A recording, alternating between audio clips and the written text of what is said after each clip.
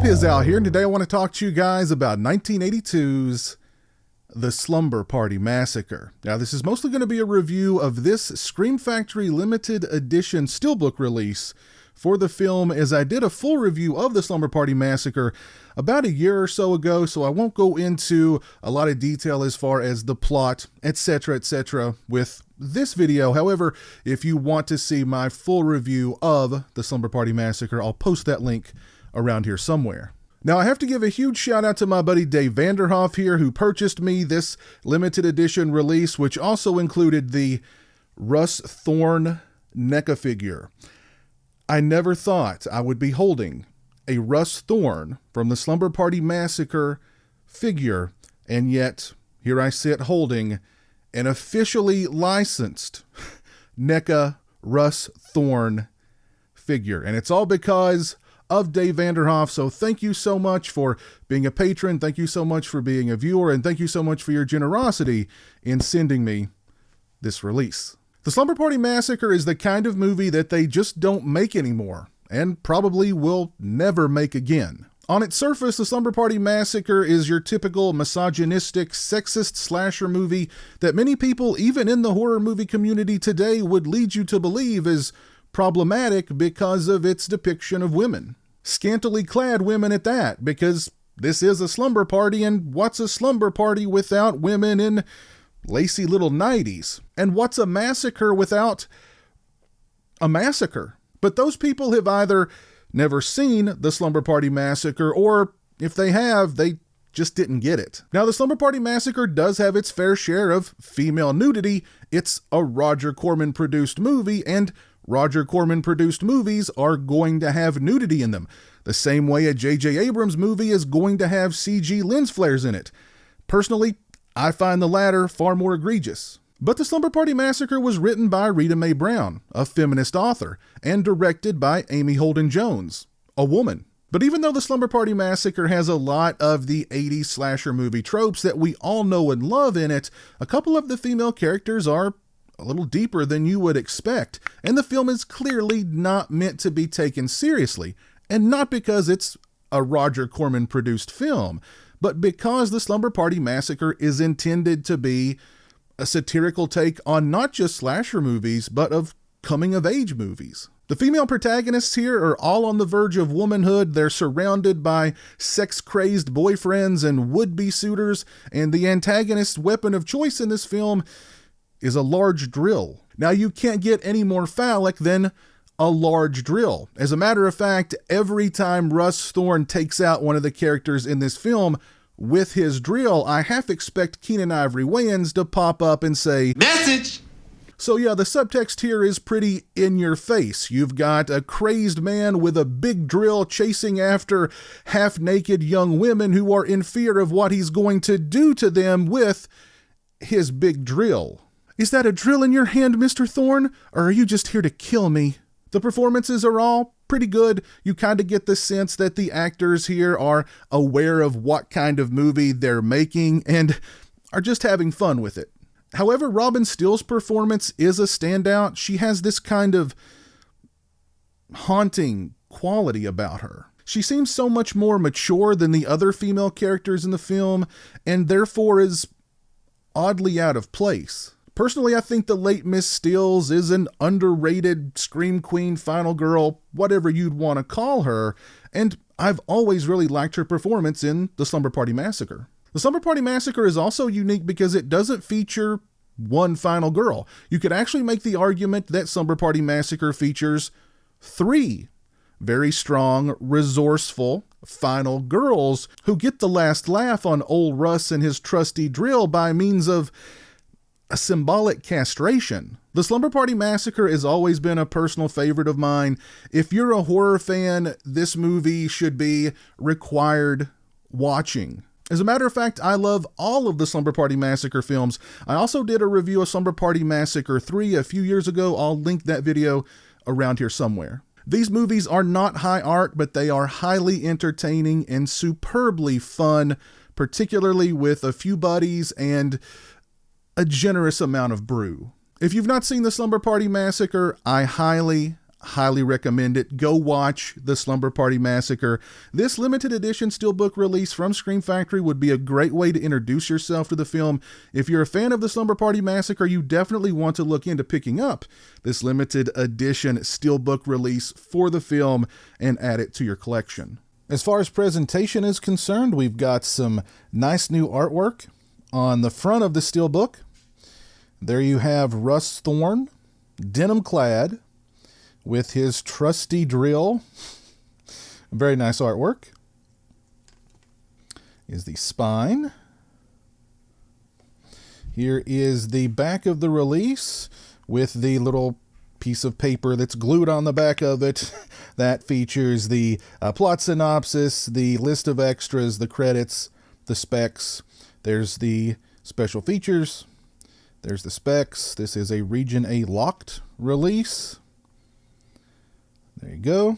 Underneath the sheet of paper, we've got the same image, but a really cool image. Down here, we've got some credits, shoutfactory.com, Steelbook. So let's open the Steelbook up to get the full effect here. And there we go. There is Russ Thorn creeping up behind the ladies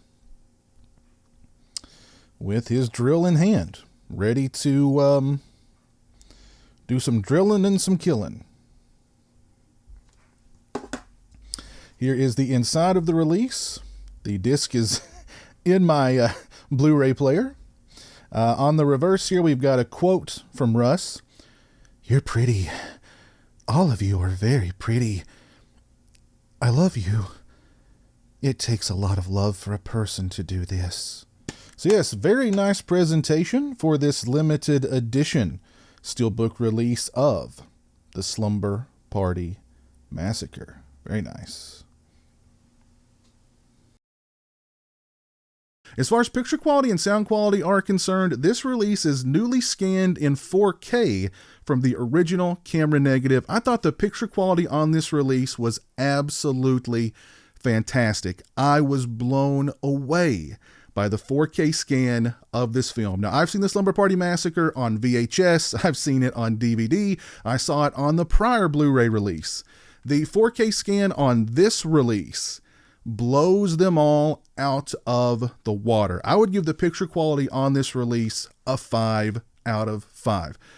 The picture quality on this release looks freaking awesome. Same with the sound quality. I thought the sound quality was absolutely fantastic. I would give it a solid 4.5 out of 5. So the picture quality on this release and the sound quality were totally rad. As far as extras are concerned, first up we get Sleepless Nights, the making of Slumber Party Massacre. It's 23 minutes and 4 seconds in length, and it is ported over from the old, I believe it was a 3-disc DVD release that had Slumber Party Massacre 1, 2, and 3 on it.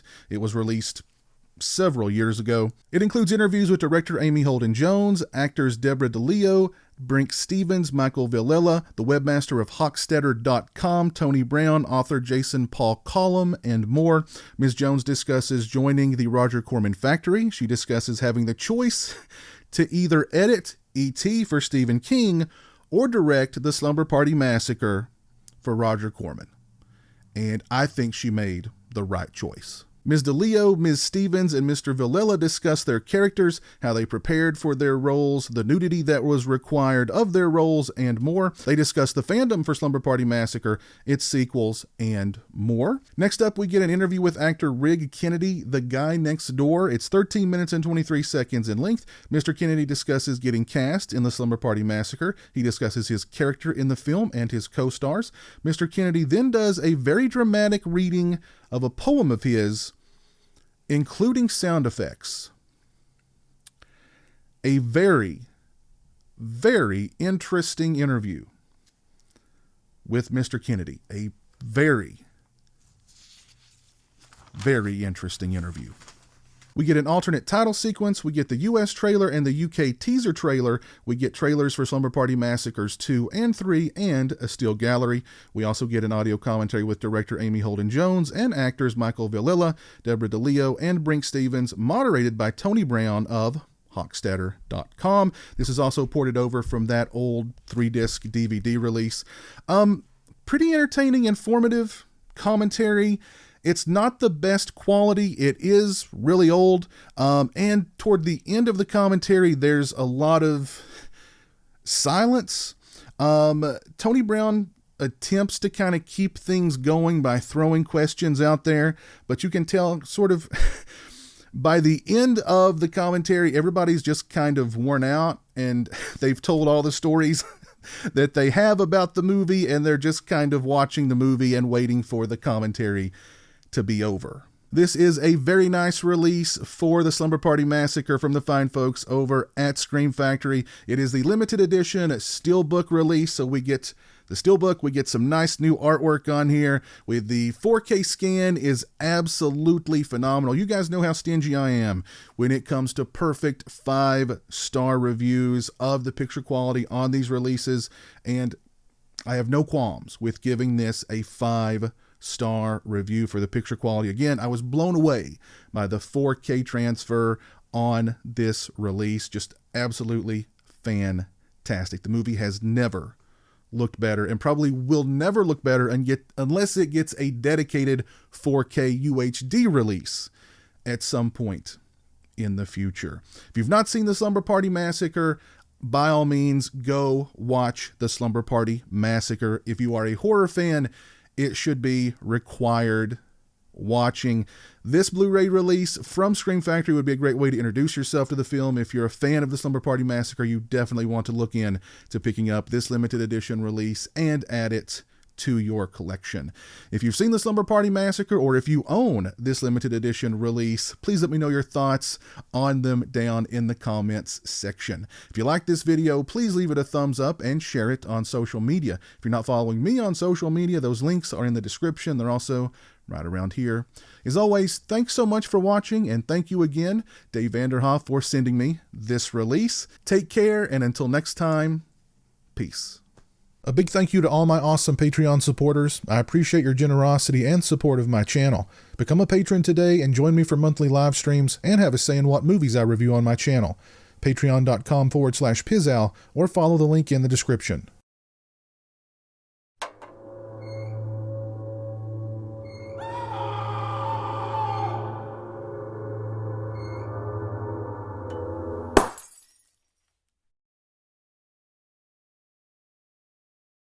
Say hello to the internet, Jeremy. Hello to the internet.